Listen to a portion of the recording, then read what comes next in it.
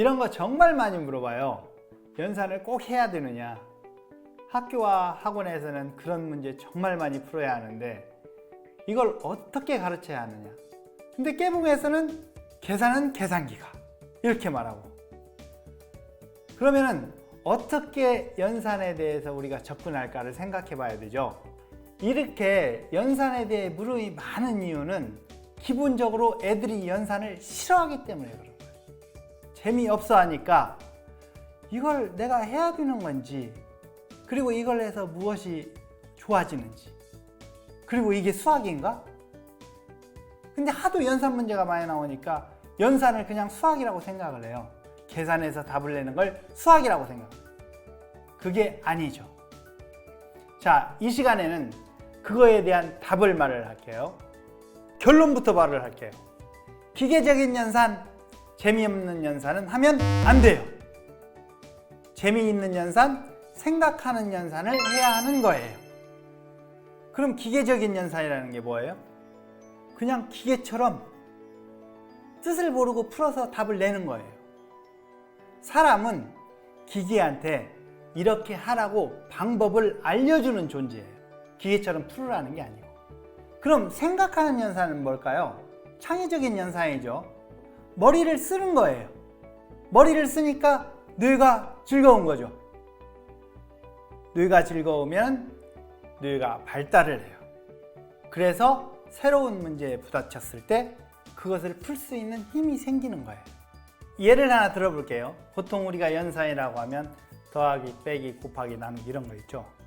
더하기를 한번 보면 예를 들어 397 더하기 158 이런 문제가 있으면은 기계적으로 하면 이렇게 1의 자리, 10의 자리, 100의 자리 이렇게 하는 거잖아요. 그것은 기계적인 방법. 그러면은 우리는 사람으로서 생각을 해야죠. 397, 이건 좀 복잡하다. 간단한 건 뭐가 있을까?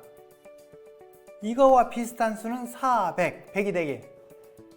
그러니까 3만 먼저 더하면 400이 되니까 400 더하기 저기 3 뺐으니까 155. 555네. 간단하잖아요. 그렇게 생각을 하는 능력이 생겨야 되는 거예요. 그 생각하는 힘이 생기면은 비슷한 문제는 다 그렇게 해요. 998 더하기 5, 2를 먼저 더하고 1000, 1003. 간단하잖아요. 자, 이렇게 간단한 것들을 생각하는 힘이 생겨서 응용을 할 수 있는 거잖아요. 숫자들이 바뀌어도 이 숫자들이 바뀌는 것을 우리가 보통 X, Y라고 써요. 그러면 X, Y 이런 영어 문자가 들어오잖아요. 그러면 식이 돼요. 그 식을 우리가 공식이라고 하는 거예요. 그러니까 공식을 외우면 절대 안 돼요. 우리 몸에 스스로 스며들어오는 거예요. 왜? 쉬우니까. 그리고 더 좋은 것은 우리가 아까 문제를 풀 때 어떻게 하면 쉽고 간단한 걸로 고칠까, 이런 걸 생각하는 힘이 생겼잖아요.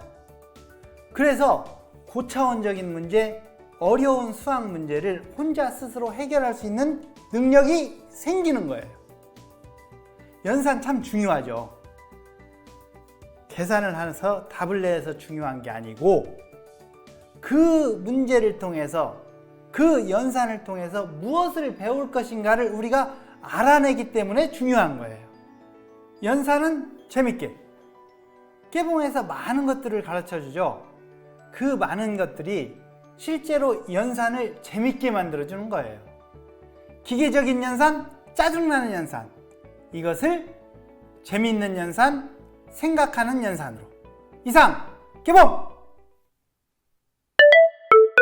깨봉